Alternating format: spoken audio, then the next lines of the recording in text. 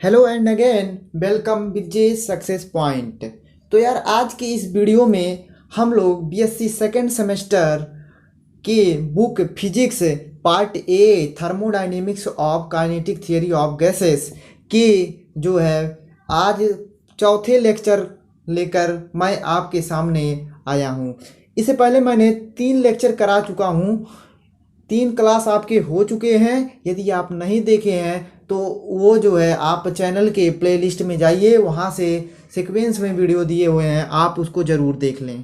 ठीक है, तो उसी के क्रम में जैसे कि पिछली वीडियो में हमने बताया था आपको थर्मोडायनेमिक्स का शून्यवां नियम और उसका शून्यवां नियम बताया था, और आपको और जो है अभी आपको मैं बता देता हूँ। हाँ, और आपको हमने मैकेनिकल इक्विवेलेंट ऑफ हीट इसके बारे में बताया था। ठीक है, तो भी उसको मैं सजेशन करता हूँ दोस्तों, उस वीडियो को ज़रूर देखिए, क्योंकि जो टॉपिक होते हैं वो एक दूसरे से रिलेटेड होते हैं। ठीक है, तो आप उस टॉपिक को ज़रूर देखिए ताकि ये जो पार्टिकुलर सेशन है ये आपको अच्छे से समझ में आए। ठीक है, चलिए तो आज के इस पर्टिकुलर सेशन को हम लोग स्टार्ट करते हैं। ठीक है दोस्तों, चैनल पे नए हैं तो चैनल को ज़रूर सब्सक्राइब कर लें, क्योंकि यार इस प्रकार की लेटेस्ट वीडियो मैं आपके लिए लेकर आता रहूँगा।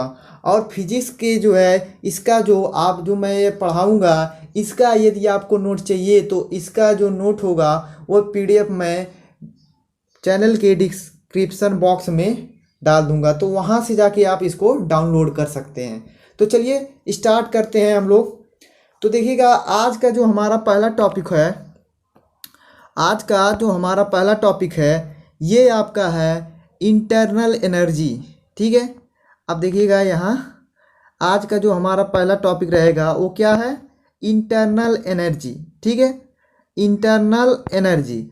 अब देखिए इंटरनल एनर्जी आपका पहला टॉपिक है।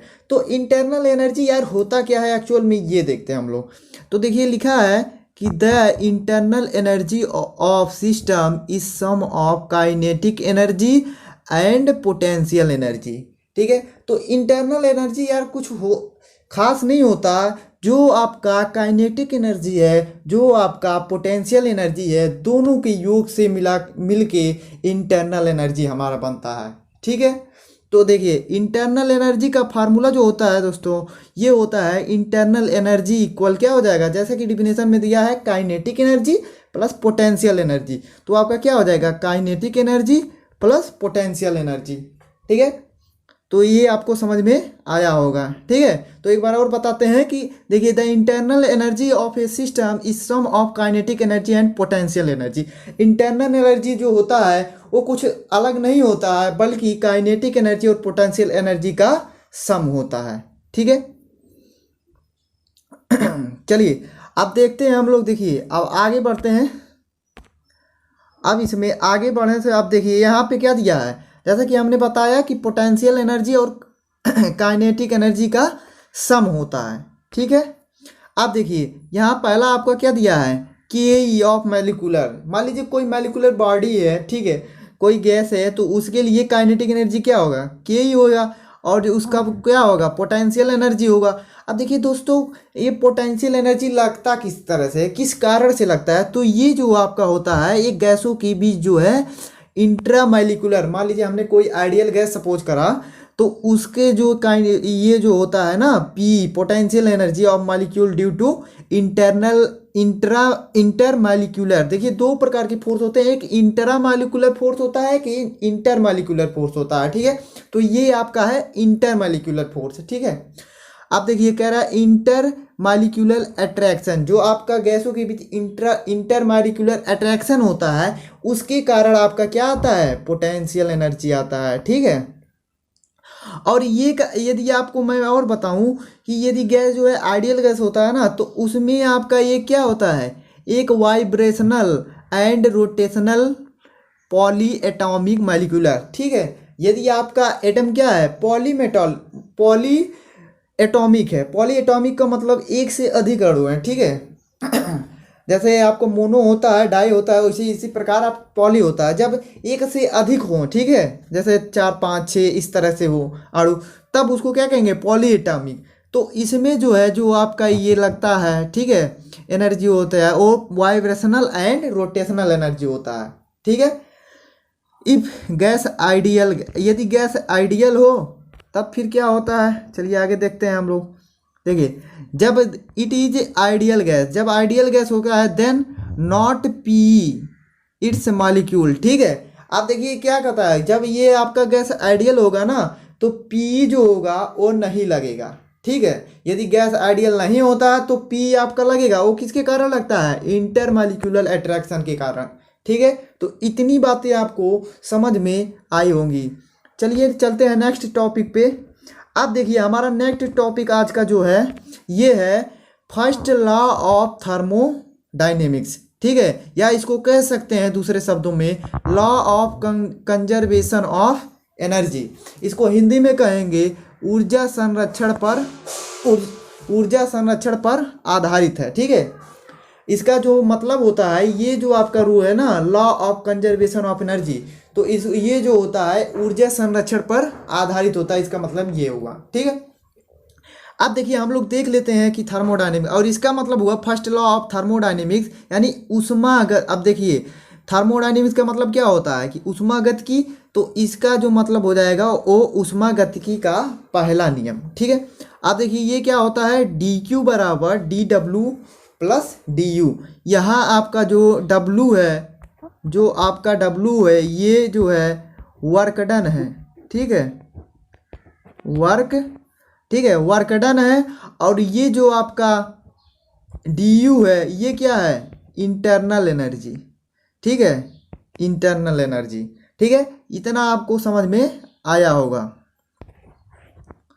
चलिए इसको इरेज कर देते हैं। आप देखिए यहाँ से, अब इसका जो आप इसमें देखेंगे, अब देखिए अब ये कह रहा है कि स्टेटमेंट इसका क्या है, ठीक है। स्टेटमेंट को हम लोग देखते हैं, तो स्टेटमेंट को देखते हैं हम लोग। फर्स्ट लॉ का स्टेटमेंट क्या है वो तो हमने फार्मूला आपको बता दिया। आप देखिए स्टेटमेंट कह रहा है कि the energy give to the thermodynamic system D Q. जैसे आपको हमने बताया कि जो एनर्जी हम लोग देते हैं उसको क्या कहते हैं, डी क्यू कहते हैं, ठीक है। तो डी क्यू इज यूज्ड माने खर्च हो जाता है टू डू द वर्क यानी वर्क करने बाय द सिस्टम माने सिस्टम द्वारा, ठीक है। एंड टू इंक्रीज और इंक्रीज करने में the internal energy of the system, ठीक है। यानी जो हम लोग बाहर से इसको डी क्यू देंगे, डी क्यू एनर्जी जो हम लोग डी क्यू देंगे ना, इसको डी क्यू जो देंगे वो जो है सिस्टम द्वारा कुछ एनर्जी तो वर्क करने में खर्च हो जाएगा और कुछ एनर्जी जो आपका क्या होगा, ये आपका इंटरनल एनर्जी जो बढ़ाने में खर्च हो जाएगा, ठीक है। तो यही आपका होता है दोस्तों थर्मोडायनेमिक्स का पहला नियम, ठीक है। तो आशा करते हैं आपको ये समझ में आ रहा होगा। तो इससे यहाँ से क्या फार्मूला, आपको ये फार्मूला आपको याद रखना है हमेशा, ये फार्मूला आपको याद रखना है, डी क्यू बराबर D W plus D U, ठीक है। तो यही आपका होता है पहला नियम। एक बार और सुनिएगा कि जो एनर्जी हम लोग देखिए the energy of the thermodynamic कह रहा है ऊष्मागतिकी का जो ऊष्मागतिकी का वह है ऊर्जा, ठीक है, जो ऊर्जा जो हम लोग देते हैं वो जो है कुछ तो वर्क करने में खर्च कर देता है और कुछ तो इंटरनल एनर्जी के रूप में संचित कर लेता है। अर्थात इससे ये क्लियर होता है कि जो ऊर्जा होती है ना तो नष्ट होती है ना तो उत्पन्न होती है, ये कंजर्वेशन ऑफ एनर्जी का पालन करता है, अर्थात ऊर्जा संरक्षण को भी ये सिद्धांत को पालन करता है, ठीक है। चलते हैं अगले नियम पे। चलिए अब देखते हैं हम लोग का अगला टॉपिक क्या है। अब देखिए इसमें आपका जो अगला टॉपिक है वो इस तरह, अब देखिए अब हमने उसको बताया। आप देखिए ये क्या यहाँ पे लिखा है, हमने आपको बताया ना कंजर्वेशन ऑफ एनर्जी। अब देखिए यहाँ देखिए it is followed to law of conservation of energy, ये ऊर्जा संरक्षण नियम को भी पालन करता है, ठीक है। चलते हैं नेक्स्ट बार। अब देखिए अब इसका नियम तो हम लोग पढ़ लिए, अब एप्लीकेशन पे देखते हैं। अब देखिए एप्लीकेशन क्या है यहाँ, एप्लीकेशन यहाँ पे देखिए application of first law of thermodynamics, ठीक है। एप्लीकेशन इसका क्या है, तो पहला इसका एप्लीकेशन जो है दोस्तों साइक्लिक प्रोसेस। तो हम लोग जानेंगे साइक्लिक प्रोसेस क्या है, ठीक है। अब देखिए लिखा है कि द प्रोसेस इन बीच यानी ऐसा पहले मैं इसको पढ़ देता हूँ फिर आपको समझाता हूँ। The process in which thermodynamics system come back the initial state after the covering many stage is known as cyclic process. ये कह रहा है कि आपका देखिए, ये कह रहा है कि द प्रोसेस इन विच, यानी ऐसा प्रोसेस, वह प्रोसेस इन विच जिसमें थर्मोडाइनेमिक सिस्टम, थर्मोडाइनेमिक यानी उष्मागत की निकाय कम बैक माने वापस आ जाता है, टू द इनिशियल पोजीशन माने अपनी प्रारंभिक स्थिति पर, आफ्टर कवरिंग मेनी स्टेज, बहुत से स्टेज से गुजर कर। ठीक है, तो इसी को हम लोग क्या कहते हैं, साइक्लिक प्रोसेस। ठीक है, चलिए आपको आशा करते हैं दोस्तों समझ में आया होगा। अब देखिए फर्स्ट लॉ ऑफ थर्मोडाइनेमिक्स, इसको देखते हैं। अब देखिए डी क्यू बराबर क्या हमने बताया था, D W plus D U. ठीक है, इन साइक्लिक प्रोसेस में देखते हैं, देखिए there is no change of heat. अब देखिए दोस्तों यहाँ से हमने जैसे ये फिगर जो आपका बनाया है इसको ध्यान से देखिएगा। ये अब देखिए यहाँ जो ए है, ए से मान लीजिए कोई एनर्जी चलना स्टार्ट की, अब बी की तरफ जा रही है। ठीक है, अब ये क्या करेगी, बी पे जाएगी, अब पुनः जो है कहाँ, ए पे आएगी। तो यानी ए से गया फिर पुनः ए पे आ गया। ठीक है, तो बताइए यहाँ पे इसकी स्थिति में कोई चेंज हुआ, नहीं चेंज हुआ। ठीक है, जब इसकी स्थिति में कोई चेंज नहीं हुआ तो आपका जो इंटरनल एनर्जी में कोई चेंज नहीं हुआ है, तो इसका मतलब क्या है कि इंटरनल एनर्जी जो आपका है वो जीरो है। ठीक है, तो यहाँ जो है डी यू इक्वल क्या है, डी यू इक्वल आपका जीरो है। ठीक है, आप देखिए तो यहाँ से फर्स्ट लॉ ऑफ थर्मोडायनेमिक्स क्या देखेंगे, जब डी यू इक्वल आपका जीरो हो जाएगा तो आपका डी क्यू बराबर किसके बचेगा, डी क्यू बराबर बचेगा डी डब्ल्यू पे। अर्थात जो इसमें ऊर्जा दी जाती है वो टोटल एनर्जी किसमें खर्च होती है, कार्य करने में खर्च होती है। ठीक है, चलिए नेक्स्ट पे चलते हैं। तो देखिए हेंस करके लिखा है कि hence the energy given to the system is used to do work by the system only, केवल वर्क करने में खर्च होती है। ठीक है, अब देखिए आपको कह रहा है कि ये देखिए नेक्स्ट वाला टॉपिक कह रहा है कि आइसोलेटेड सिस्टम क्या होता है, यानी इसको हिंदी में कह देंगे विलगित निकाय। ठीक है, अब ये देखिए first law of thermodynamics D Q बराबर D W plus D B. अब देखिए यहाँ क्या होता है, इसमें डी क्यू डी डब्ल्यू और डी यू सभी जो है शून्य होते हैं। अर्थात इसमें कह सकते हैं कि the system in which there no change of energy या heat and there is no work done by the system. इसमें ना तो एनर्जी का कोई चेंज होता है और ना तो सिस्टम द्वारा कोई कार्य किया जाता है। इसलिए आपका D W D Q D you आपका सभी क्या होते हैं, इक्वल जीरो होते हैं। ठीक है, तो आशा करते हैं दोस्तों ये समझ में आ रहा होगा। ठीक है, अब चलिए नेक्स्ट टॉपिक पे चलते हैं हम लोग। अब देखिए अब इसको थोड़ा सा जूम कर लेते हैं। ठीक है, अब देखिएगा यहाँ से अब हेंस करते गया in isolated system there no exchange of internal energy of the system, यानी इसके इंटरनल एनर्जी में कोई चेंज नहीं होता। अब दूसरा आपका जो तीसरा प्रोसेस है वो क्या है, आइसोबोरिक प्रोसेस। ठीक है, आइसोबोरिक प्रोसेस को हिंदी में कहते हैं समदाबीय प्रक्रम। कह रहा है कि आप देखिए आइसोबोरिक प्रोसेस क्या होता है कि ऐसा प्रोसेस जिसमें आपका, ठीक है, ऐसा प्रोसेस जिसमें आपका देखिए यहाँ आ रहा है समदाबी, तो आपका क्या प्रेशर कांस्टेंट होता है, तो उस प्रोसेस को हम लोग क्या कहते हैं, आइसोबोरिक प्रोसेस। अब जैसे देखिए ये कह रहा है कि the process in which the pressure of system are equal and constant is known as isobaric process. ठीक है, जिसमें आपका प्रेशर कांस्टेंट हो जिस प्रोसेस में, उसमें आपको क्या कहते हैं, उसको आइसोबोरिक प्रोसेस। चलिए अब इसका एग्जांपल थोड़ा सा देख लेते हैं हम लोग। देखिए ये आपका एग्जांपल इसका हो जाएगा boiling of water, freezing of water. ठीक है, और ये देखिए ये आप याद रखिएगा दोस्तों, एक बार कहता है। ठीक है, आइसोबोरिक आ रहा है ना, तो बार आ रहा है, तो बार जो होता है आपका वो किसका मात्रक, प्रेशर का मात्रक होता है दोस्तों। ठीक है, याद रखिएगा कि बार जो है प्रेशर का मात्रक होता है, एमसीक्यूज में जरूर पूछ सकता है।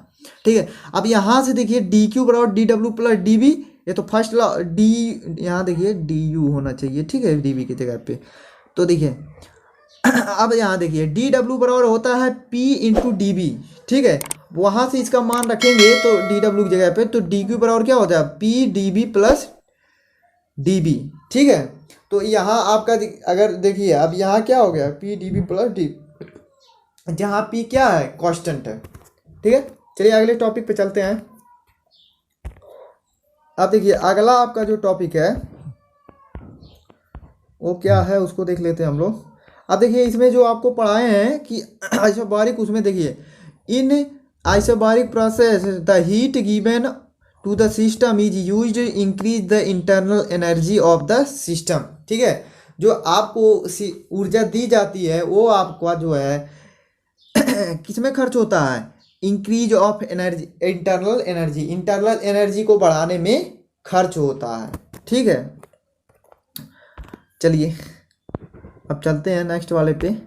अब देखिए कह रहा है कि आइसोथर्मल प्रोसेस क्या होता है वो देख लेते हैं। इसको हिंदी में कहते हैं कि समतापीय प्रक्रम, ठीक है। आइसोथर्मल प्रोसेस क्या होता है, the process in which temperature of the system remain constant. अब देखिए ये समतापीय आ रहा है तो इसमें ताप आ रहा है ना, तो टेम्परेचर इसमें कांस्टेंट होगा। ये याद रखिएगा कि ऐसा प्रोसेस जिसमें टेम्परेचर आपका कांस्टेंट हो, चेंज ना हो, सेम हो, इक्वल हो कुछ, ठीक है। तो उस प्रोसेस को क्या कहते हैं, आइसोथर्मल प्रोसेस कहते हैं, ठीक है।